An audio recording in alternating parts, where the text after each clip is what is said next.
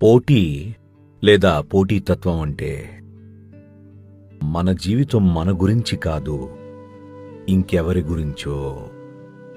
ఒకసారి అలా మొదలుపెట్టారంటే మొదటి రోజు నుండే మీరు పునాదే తప్పు వేశారు.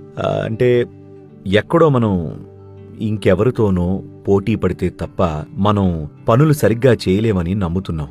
అవును, మన పక్కన ఇంకెవరైనా పరిగెడితే తప్ప మనం మన పూర్తి సామర్థ్యంతో పరిగెత్తలేమని నమ్ముతున్నాం. అది ఎప్పుడు నిజమంటే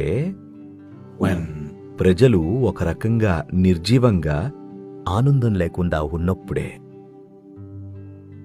ఒక వ్యక్తి ఆనందంగా ఉన్నప్పుడు ప్రతిదీ పూర్తి స్థాయిలో చేస్తాడు, అవునా?